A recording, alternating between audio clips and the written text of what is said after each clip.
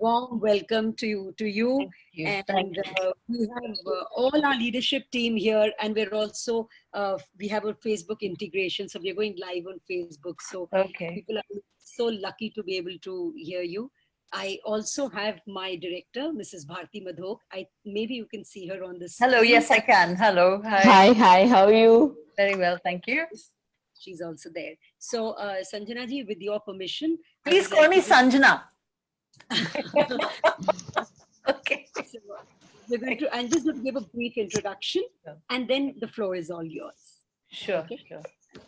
So Sanjna Kapoor is well known for her passionate work with theatre for over 2 decades, and for having built Prithvi Theatre into one of India's premier cultural hubs. She is responsible for having brought to Indian audiences some of the finest of world and Indian theatre, being the first to introduce a touring theatre festival into the Indian scene. She has also played a key role as catalyst for theatre for children. Her vision, commitment, and enthusiasm ensure that she keeps bringing the richness of theatre into people's lives in multiple ways. She co-founded Junoon and spearheaded Junoon's school program and continued the legacy of both the Kapoors and the Kendalls to take theatre to people across the country. Sanjana has also been responsible for initiating the India Theatre Forum network for theatre practitioners. She was involved in building an all India Theatre Alliance based on a practical sharing of resources and ideas, as well as consolidating and strengthening theatre practice in India, that developed the first theatre management training program and is one of the core team members and facilitator of Smart India, strategic management in the art of theatre. In 2020, Sanjana was awarded the Chevalier d'Ordre des Arts et des Lettres, a knighthood conferred by the Ministry of Culture, Government of France, in recognition of significant contribution to the arts, literature, and the propagation of these fields. And on a personal front, Sanjana, thank you so much. One phone call and you agreed. And I'm so happy, and I can't tell you the excitement that is there. And though we are meeting virtually, we were looking forward to having you with us and in Varanasi and in our school in person. And we're not going to miss that opportunity either. Absolutely. You have to promise that you'll be here with us. So thank you so much for agreeing. Over to you, ma'am. Thank you. Thank you for inviting me. And yes, I do believe this is just the beginning of what I hope will be an ongoing relationship with your schools and your students and your teachers. I'm delighted to be here, and I'm sad not to be with you in person, because that would have been wonderful, and I'm sure that will happen one day soon once we get over this incredible situation we're in. Today, I'm thrilled to talk with your teachers and your faculty, but I want to put out there at the start that I obviously cannot speak as a teacher. That is not my realm of expertise. But what I do is speak with is more than 30 years of experience with working with children in theatre and through theatre workshops and through creating theatre and observing children and observing the power of what theatre can do, but also in the more recent past, working with teachers in workshops and conducting workshops and being part of facilitating workshops where we take the processes and the values and the experiences of theatre to teachers to enable them to explore and find their own ways of improving their own skills, which is what they have. I mean, they know how to teach. You all know how to teach. So what I will do is I will give you a little bit, a few stories and a few experiences of mine, and then I hope that that will ignite more curiosity and questions, and we can have a conversation. That's what I hope today will be about. to start with, I'll tell you about what I believe the world that I want to see should be. I would love to see a world, and this I say with all honesty, and I say this again and again and again whenever I have an opportunity to be in front of teachers or people from education or even people from other walks of life, because this is really my dream. I would love to see a world, an India, that we can't take away from the fact that our greatest heroes in our country are our cricketers, our film stars. And I would love to see an India that has our teachers on par with our cricketers and our film stars.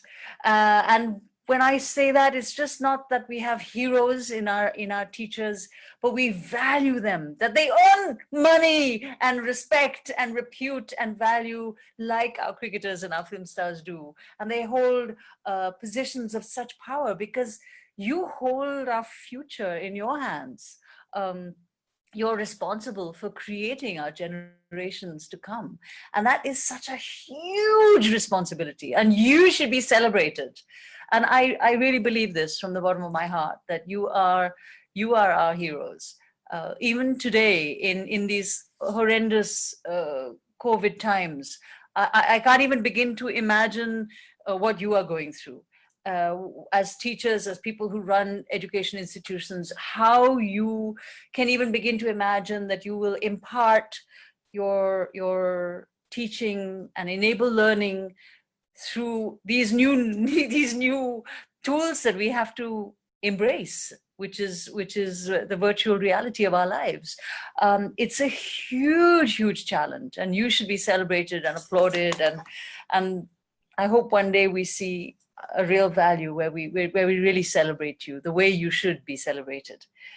And I know that if I was not, can you hear me? Yes, we can. Yes, okay, good. Yes, we can.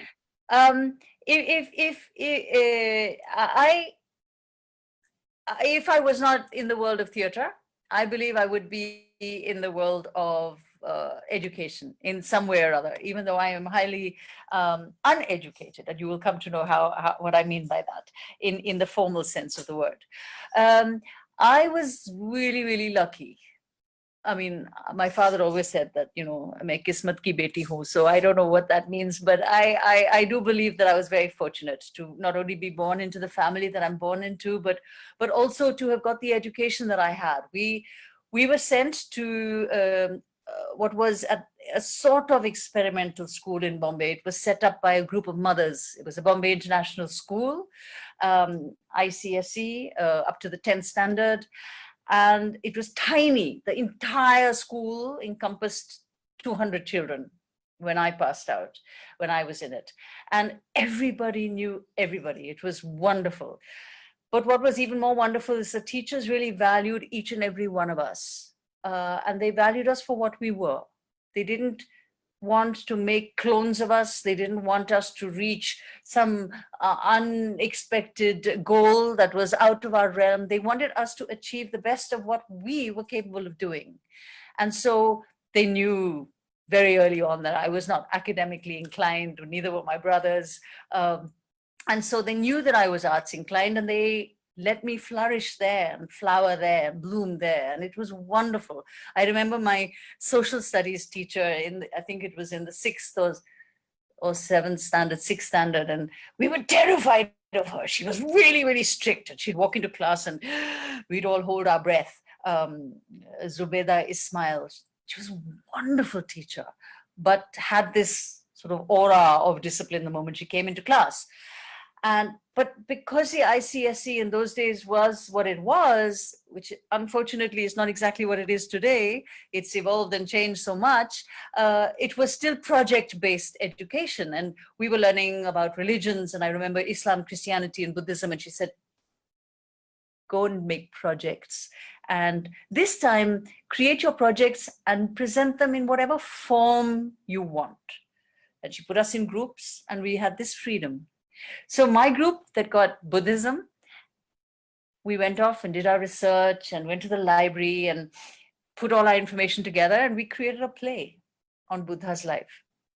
And it was so thrilling, that entire process of being able to do that, of put that story together. I remember trying to find forms and ways of doing it. Of course, the sort of the responsibility of being the director fell on my shoulders, but it was just such a lovely process.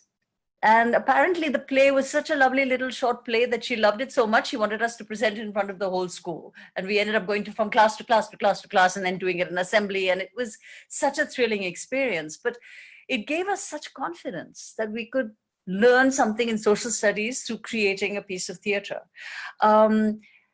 And of course, from there, the school went on to allowing us to do so much more. There was every month an assembly where we would create our own little performance without any teacher's help. And it was a house-wise sort of responsibility. And that space of enabling us to create and giving us the surety and the responsibility that we could do it without any grown-ups looking over our shoulder was an extraordinary confidence builder for each and every one of us. And that's when I began to realize what it was that artistic expression can do for a child. It builds your self-worth, right? And your dignity, and you know that, I'm sure. But how can we inculcate it into our lives in our education system, which is so overburdened with so much more, and that you know the kind of paperwork you have to do, you know the kind of curriculum you have to complete in the year. I mean, the burdens that you have to deal with are colossal. The only thing that I would try and there are two things that I always try and sort of underline, and I'm sure that you know this, but it's just about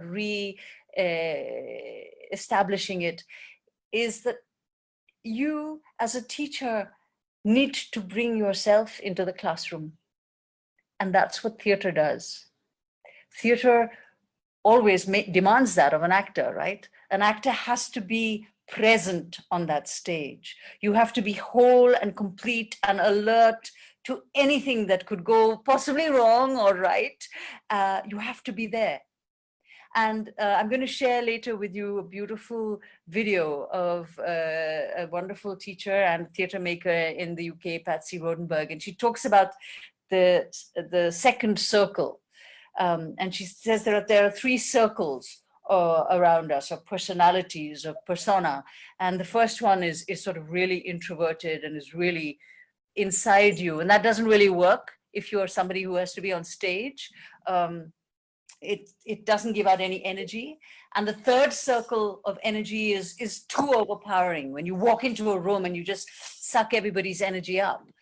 But the second circle of energy is really the circle of energy that a teacher would need to find, or an actor would need to find, which is completely present and alert and always ready to hear and accept and receive and give. And that's what a teacher-student relationship and energy needs to be in a classroom all the time. And there are skills that can be learned from theater for a teacher. I was talking to a teacher friend of mine the other day, and she said that, you know, I always wanted to be an actress, she said, when she was young. And she started trying to do bits and roles in theater and realized very soon that she was not very good at it. Though her learning gave her the skills to be animated in the classroom, which always was good for her when she ended up being a teacher. But what theater taught her, which was doubly important, because she ended up being a backstage helper and she would work backstage. And theater taught her how to be organized, how to be structured. And we tend to forget that. We tend to forget that that's what actually also goes. There's a lot of things that go into theater, not only what you see, which is the actor on stage at the end of the day, but there's a lot that goes into it, which actually can be hugely important learnings for teachers as well as students. I want to read you I'm going to come to that. I'll read you from a book, one of my favorite books. But before that, I'm going to tell you a little bit about why my approach to education, also from my own experience in school, went on to always being a little bit alternative, because my mother and my father and my grandparents they were very clear that education is something that happens for the rest of your life. It never ends with school or college or university. And I'm sure you believe that too. And my grandfather, in fact, Jeffrey Kendall, who had his own theater company and toured and came to India and toured India with his theater company, he believed hugely of the value of theater being a huge educator itself.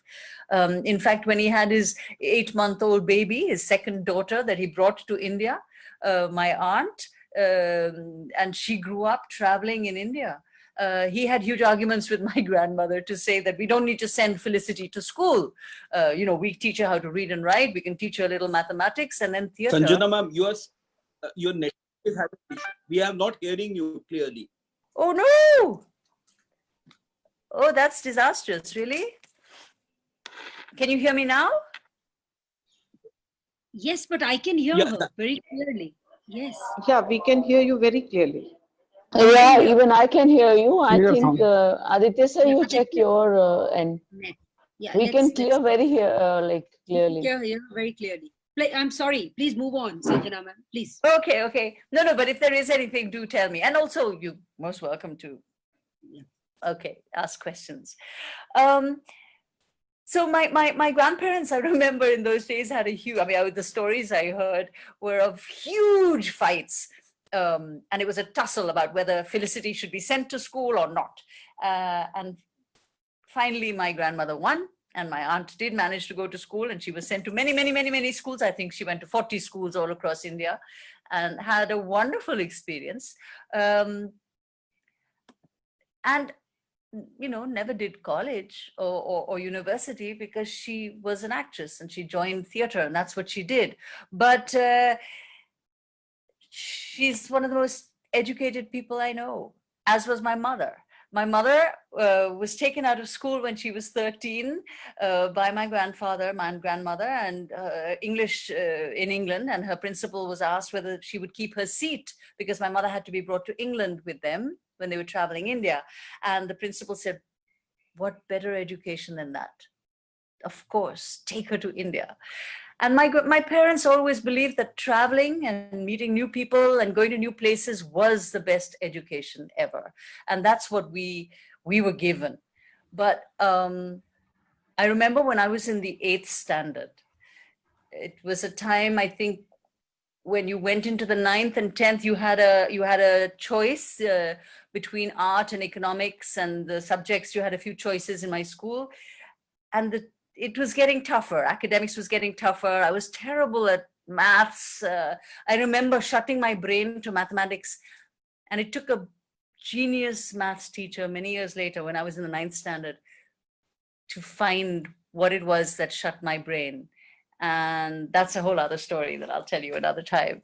But I really hated the stress of exams, and I love the atmosphere of school, and I love my friends and my teachers, but I didn't like academics. And I thought I was going to fail. I said, oh, this is disastrous. I'm going to fail this year, Mom. And I went to my mother and I said, I can't do this. I'm going to fail school, and I can't repeat the 8th standard. And it's too embarrassing and stressful. And my mother sat me down and she said, what will you do? And I said, oh, I will join my grandparents in their little company, Shakespeareana. Because some years earlier, I had traveled with them when I was 12. I had traveled with my grandparents to Ireland and performed scenes of Shakespeare with them. And they were still doing Shakespeare across schools in Europe and England, and just 2 of them in those days. By then, their company had dwindled down to just 2 of them. And my mother looked at me and she said, okay. And I said, what? And she said, yes, if you fail, you can join Shakespeareana. But if you pass, you continue with school. Can you imagine? And it just was like this whole cloud of tension was lifted off of me, and I passed. And my one excitement, or my one reason that I wanted to pass, was the fact that we had to choose between economics and art. And I loved my art teacher and I wanted to do art. And I knew we would have projects like mosaics and pottery and batik work. And I wanted to learn all those things with my hands and work with my teacher. So that was my one desire, to continue with school. Otherwise, I was quite happy failing and going off with my grandparents. But I didn't. So imagine if I had, my life would have just taken a different path altogether, perhaps. But I did continue. The huge turning point came, of course, when I met my maths teacher, and that maths teacher was extraordinary. In the 9th standard, I think it was my terminal exam, and I got 19 on 100, and my mother said, "Hurry, my God, my daughter really is an idiot. I've got to find her a maths teacher." So she found me this genius. His name is Ezra Aboudi, and he's still around in Bombay, and I adore him. And he gave me a test the very first day, and I was in the 9th standard, and he said to my mother, he said, she doesn't know maths. She knows maths of a 2nd standard student. Can you imagine that? My brain had just frozen after that. I had not let maths enter me. And I hated it. It would just make me completely freeze. And he said, "I will work with your daughter." And he did. And in 1 year, he made me fall in love with mathematics. So much so that I was just obsessed. I would want to go home and sit down and do 4 hours of maths every day because I just loved it. And it gave me such an enormous sense of self-worth that I wasn't an idiot. I thought I was a dunce, I thought I was a real duffer in class. But I loved it. And he then made me see that I loved logic and I loved physics. And I didn't quite like chemistry because I thought I would, but it wasn't as interesting as I'd hoped it to be. But that just changed my life completely. And it changed my understanding of myself and also what a teacher can do and how a good teacher can actually spot something in somebody. And he realized that I learned through seeing.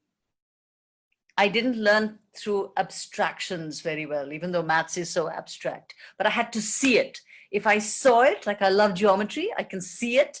If I can see the shapes, it makes so much sense to me. But if you give me, even today, if you give me too much abstract ideas, I have to sit down and with a pen and paper, I have to draw it out for myself. Even when I'm thinking up a new idea, I always have pen and paper. And so that's the approach and the world I had in my experience of education. I never went to college. I was always going to go to drama school after school because in those days, Bombay had no 11th and 12th standards in classes. You had to go to junior college, and that was really a waste of time. So my mother said, "You better go to drama school." I was to go to drama school in the UK, and my mother passed away at that time, and that really sent everything out of gear in my life. And so I didn't. I came back and I tried to work as an actor or in theater. I started working with children then in a school for blind children, in fact, and that was an extraordinary learning experience for me. I was very raw and new. But I did go to drama school many years later. In fact, I went to drama school as the biggest experience of failure that I had experienced at that time. When I acted in my very first film, I've done very few films, and I acted in a film called Hero Hiralal, and I hated my experience because I realized that I had no idea of what to do. I had no craft. I had no tools. I had no learning experience and no life experience to teach me what to do as an actor. You can't just think you're pretty and you can say a few words and that's enough. It's not, it's a skill. And so then I went to drama school in New York. And for me, the clarity came then that theater is what I love, not cinema. I love cinema. I love to watch it. But theater, because of the idea of theater that it is a collective, that people have to come together and work together through rehearsal. You have to explore, make mistakes, be fearless of trying new things, very much like scientific explorations actually, and fail and try again and then again. And then when you get it, you have to polish it like a well-polished diamond so that it's ready for the audience. And then you have to keep it alive in front of the audience, because it's not just one time that you do it and it's over. You do it again and again and again. Like you, as teachers, you have to teach that subject and that class again and again and again and again. How do you keep your freshness? How do you keep yourself alert and alive? And that's the skill, and that's the most important thing that theater can teach you. And this is what Nasir says in his book. Nasiruddin Shah has written a beautiful book. And we share one thing in common, apart from the fact that he was in my first film that I did called Hero Hiralal. But my hero is Jeffrey Kendall, and so is his, because he met my grandfather when he was in school. He didn't really meet him, he just saw him on stage, because my grandfather would go to his school and perform. And Nasir finally writes about the first time, and I'm going to read to you from this book, for the first time that he ever went on stage. And he says, now I was actually standing behind the curtain. I was there. I took a long while savoring the feeling that there were people out there who were curious about what we were doing, about what I was doing. I kicked the curtain, the hem of the curtain, to make it billow and make them wonder even more. That's what the inside of a mother's womb must feel like. Warm, safe, comfortable. You have no weight, no cares. The outside world is outside. It can get you only when you let it in. Then the curtain opened. Suddenly the womb was gone and I was staring into the black void. Never having been on stage before, I was blinded by the intensity of the lightning. But when I felt the boards under my feet and I took a breath, in the dazzling blackness, dim shapes of heads gradually began to identify themselves. They looked expectant, receptive, not hostile and judgmental as in life. And every one of them seemed to be looking at me. I had one of the first lines to speak. After a few brief seconds, almost submitting to the most intense fear I've ever known, I finally spoke, and I got it out loud and clear and not garbled and not nasal at all. And they laughed. They had listened and they had responded. And I discovered that no one in the cosmos is more desirous of loving you for that moment than an audience is. And actually, I think, though this is a difficult one, I think this also holds true for a teacher. It's tough. But if you believe that your children, your students out there actually love you and want to be loved back by you, and you have created this incredibly warm atmosphere of non-judgment, an atmosphere where people can feel safe, there is tremendous bonhomie that can be created between the teacher and the student. And I hold this as a great anthem of that. I love what Nasir says about this. One of my other great inspirations comes from Ken Robinson, and he talks about creativity.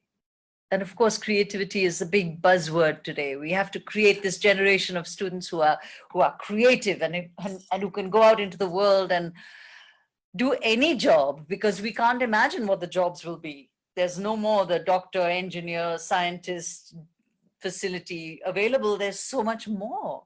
And therefore, we have to educate our younger generation to be creative. And what does this word mean? And Ken Robinson, he actually describes it beautifully. And he says, this is his book, and I love it. It's another book, which is my favorite book. And he says, creativity is the process of discovering something new for yourself. It may not be new for others, or maybe others have also found the same discovery, but it's the process of creating something new for yourself, but that is also of value to others. And I think that's really beautiful. And the fact that it's a process. And I think education is a process. I think if when my son was when he was in school, I mean, he's now 18 or about to be 18, and he's ending, well, he sort of ended his IB. He didn't do his IB exam. We're all in that strange half complete area of non-completion. He's graduating without really graduating. But I had decided that I wanted him to go to an ICSE school because I went to ICSE as opposed to CBSE. And I thought that I just the approach of ICSE being more, it demands more project-based learning. It demands more, children to be more curious, is what I thought. But I realized that things had changed a lot, and his curriculum that he had to learn had sort of multifold 100 times since my time, and there was no joy left in what his brain was being stuffed with, and I was getting no joy out of it. I was getting stressed that I had to do almost the equal amount of teaching as the teachers had to do. And it was a very good school he went to in Delhi, and there was no quarrel with the school. It was, for me, a quarrel with the system. And I took him out of that school, and we put him, my husband and I put him in the British school, the IB school. Well, it was IGCSE at that time, IGCSE and then IB. And it was extraordinary. He was very angry with me at the beginning because he missed all his friends. But after a few months, 8-9 months, he settled in. And I overheard my son tell a friend of ours that he really enjoyed school now. And she asked why. And he said, I understand what I learn. And I thought, my God, isn't that what all learning is supposed to be about?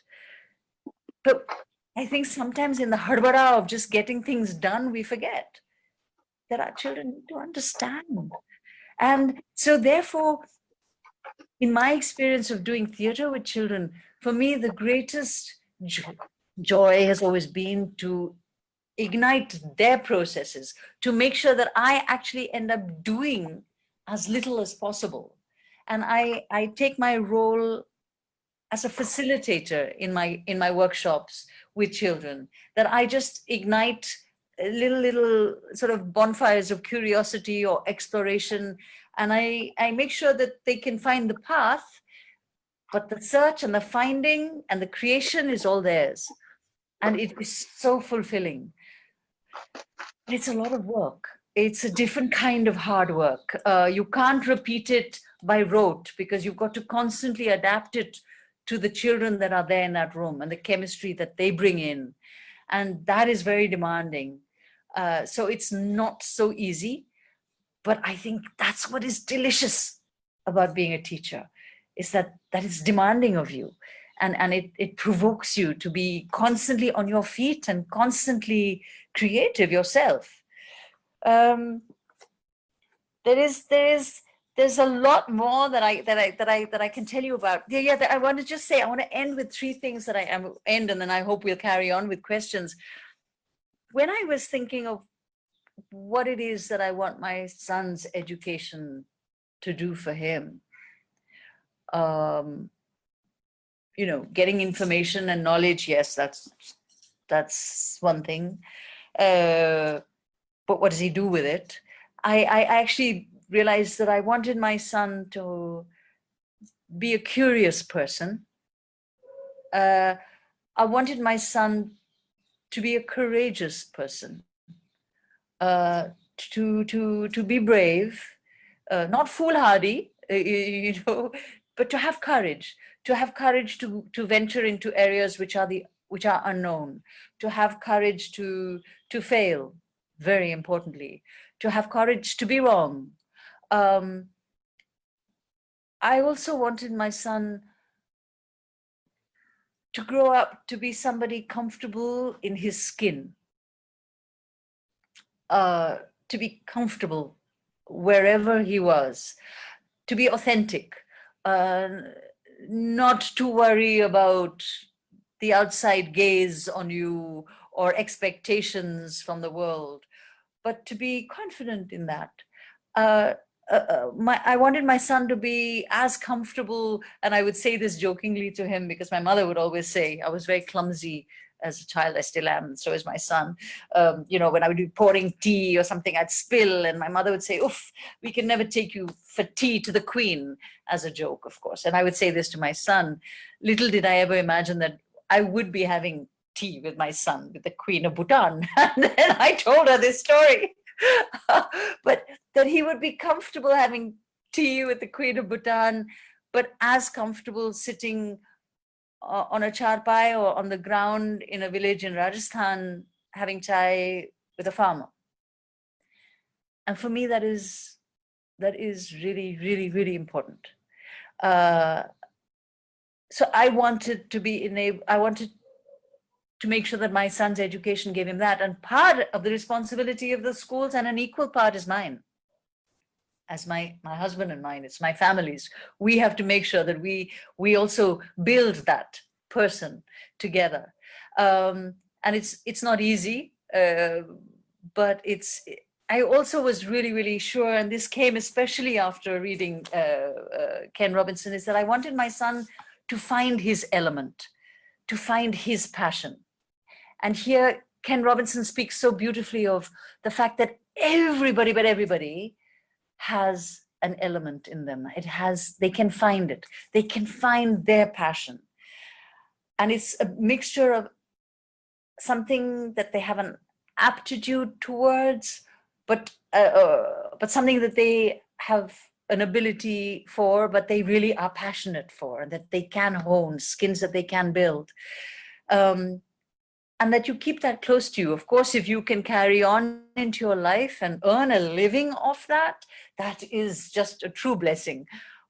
But regardless of that, to actually find your element and then hold it close and live with it close to you all your life is really important. And my husband is deeply, deeply, and always has been passionate about wildlife, and he's a wildlife,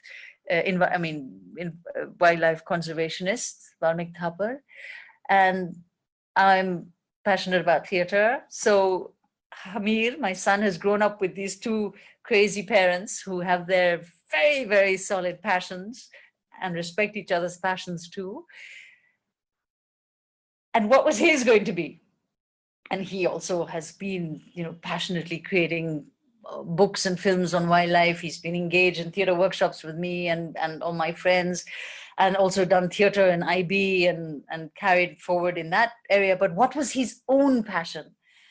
And really early on, when he was a tiny, tiny child, he was fascinated with cars. Can you imagine?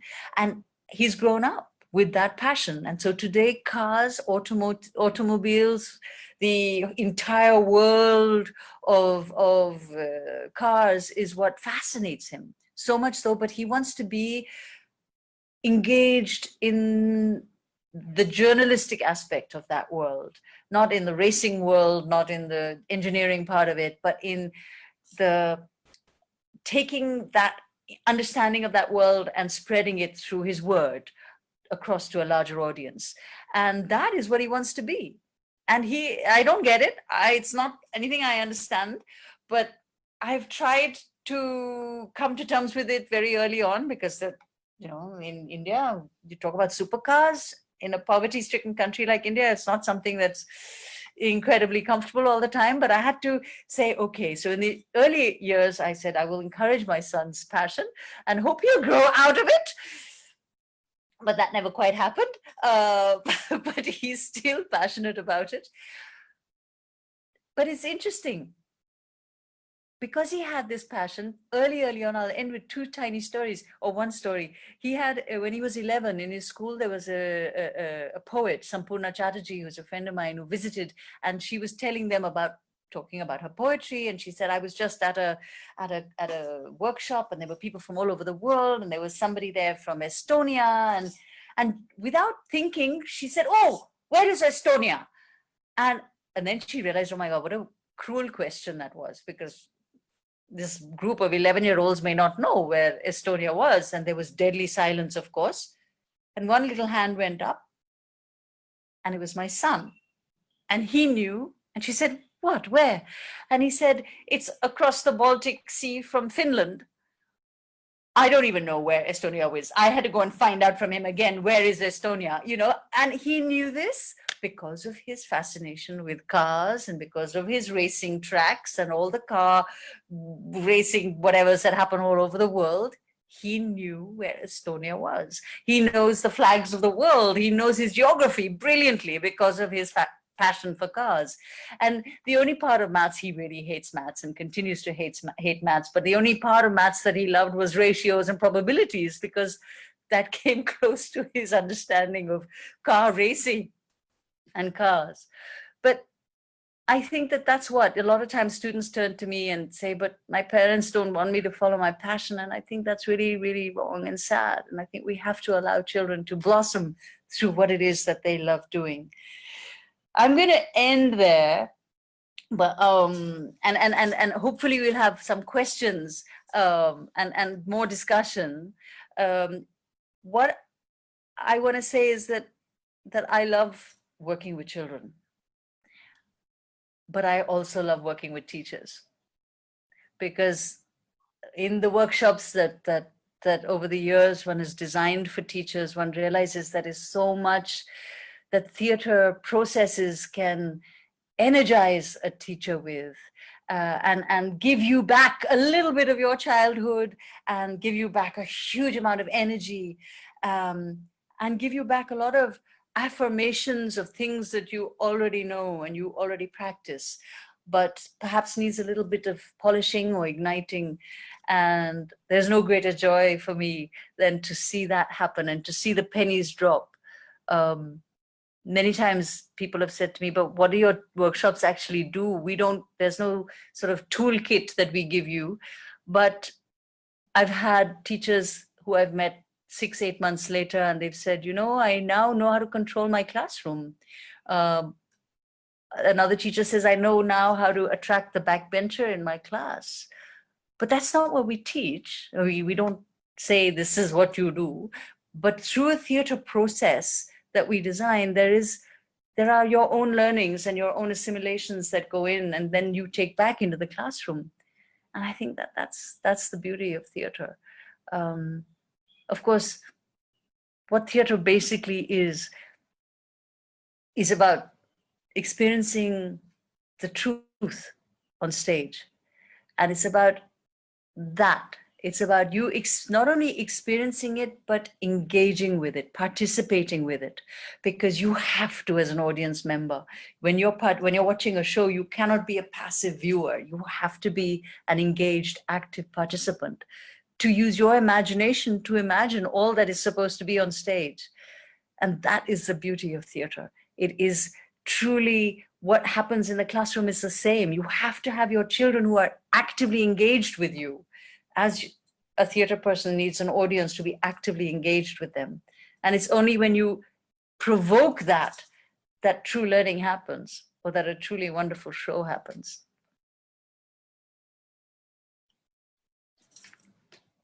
Okay, Sanjna, that was so lovely. That was so. You have to be a little louder. I don't know why you're quite.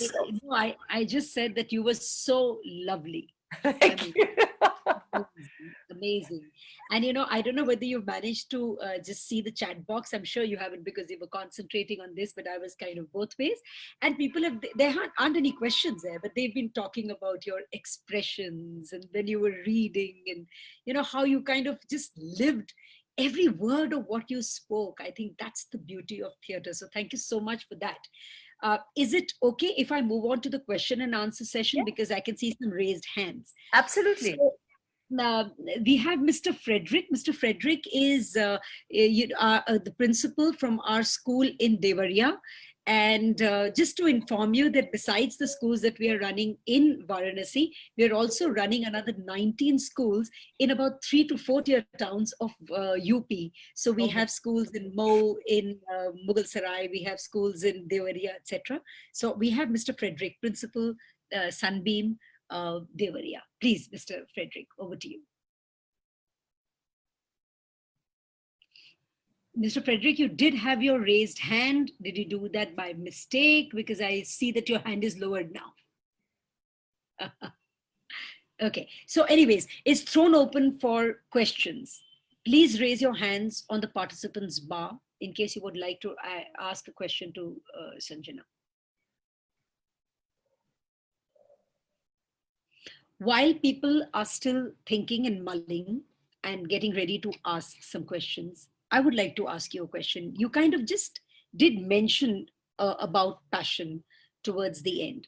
But I'm sure that when you speak to teachers across the board today, it's very difficult to convince parents to take up any kind of an alternate career today. And theater, because I think it doesn't have too much of money, it's you're basically wanting to do something because you want to earn, you have a family, etc.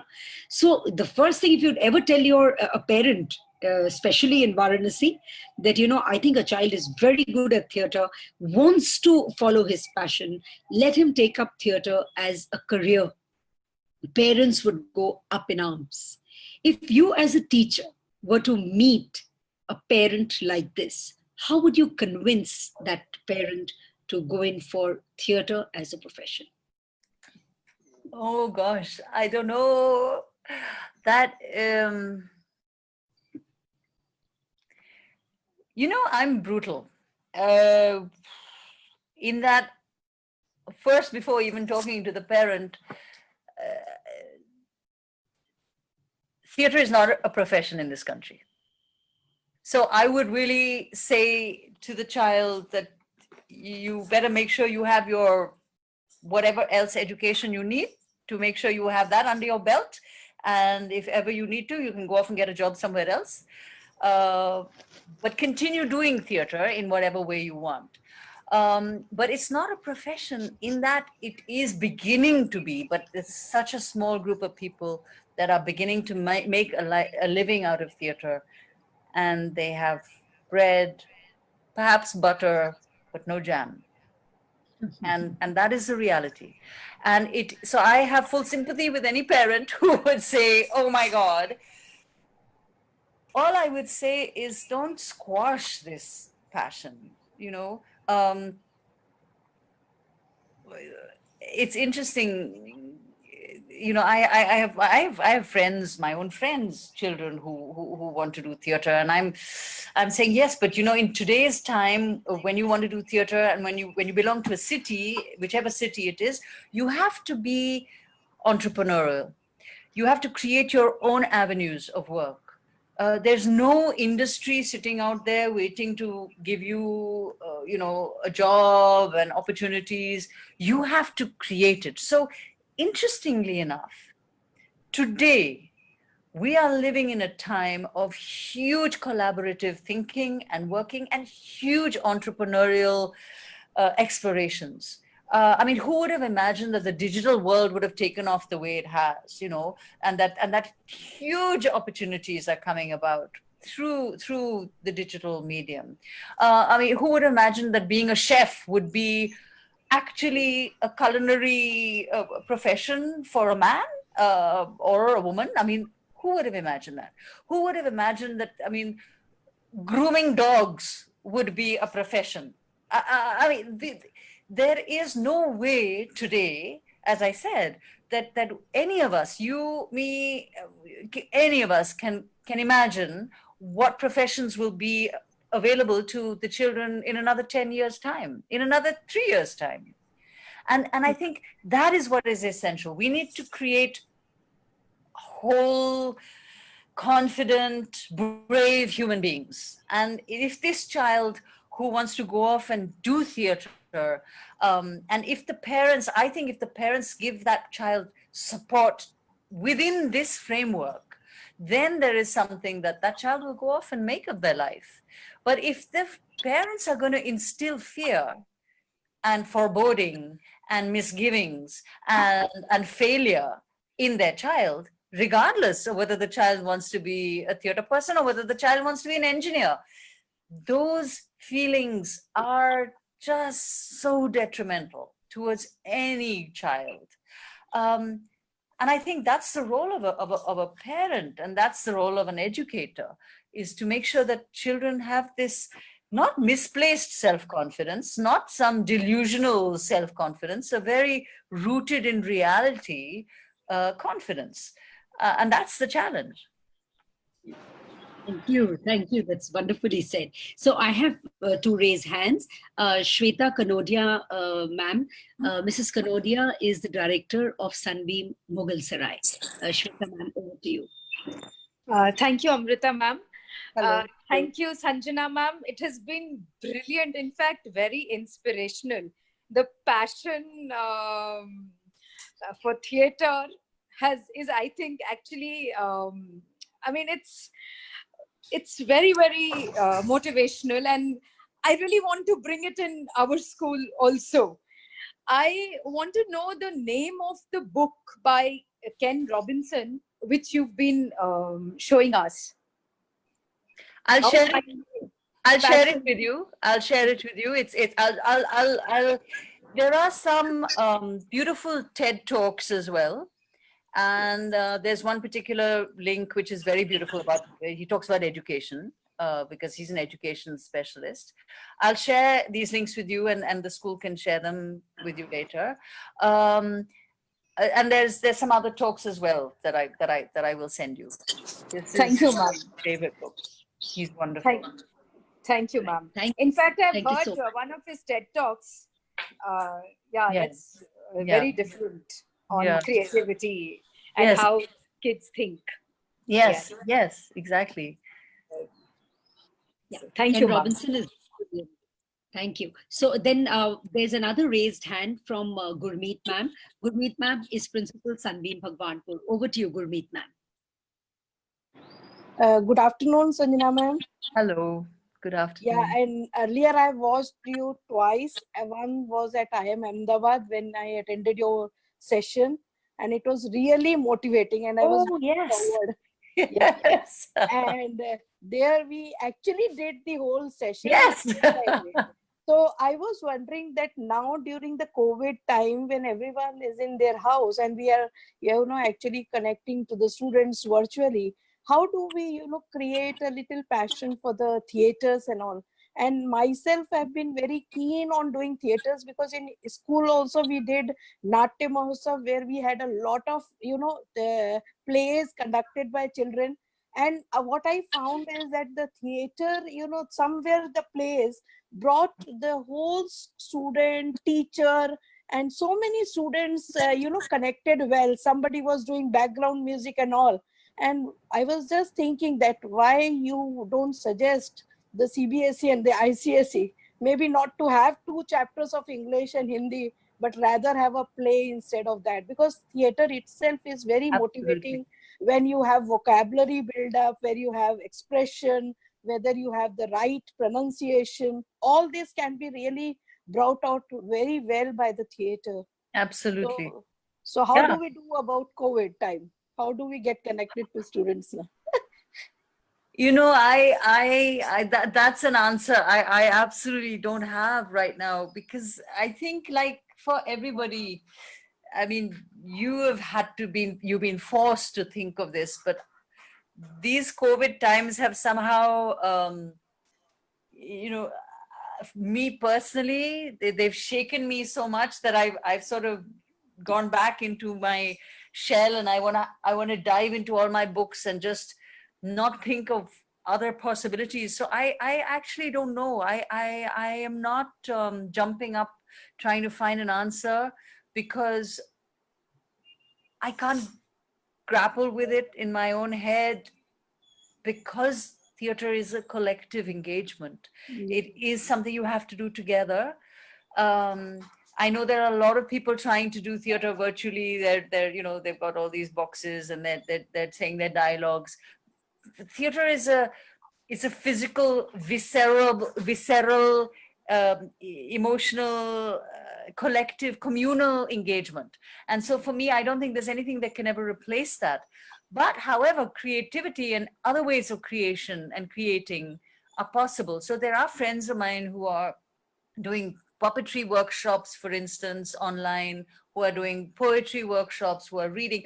I would say that, you know, this is an opportunity for parents and students to watch a lot of stuff and engage and say, oh my God, this is what can also happen. And oh, that can also happen because you have the time.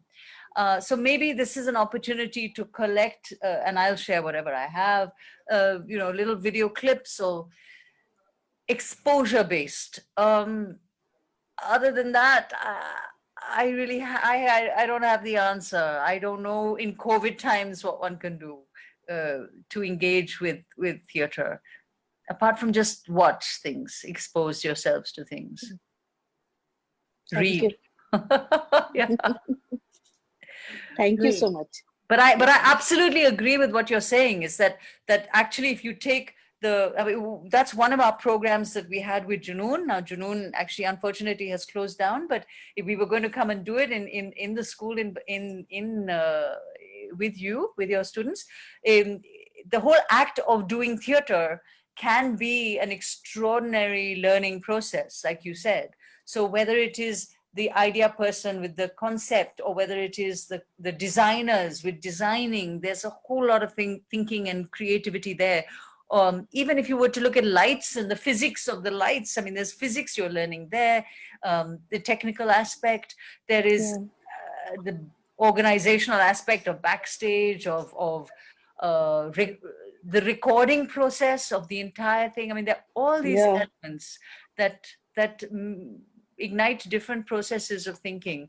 There are some links that I think that I will share with you of really interesting processes that have been done that's also more with theater in education, whereas you use theater processes or certain aspects of theater processes to teach geography or mathematics or whatever, but they can be incorporated in school processes and thinking, classroom scenarios.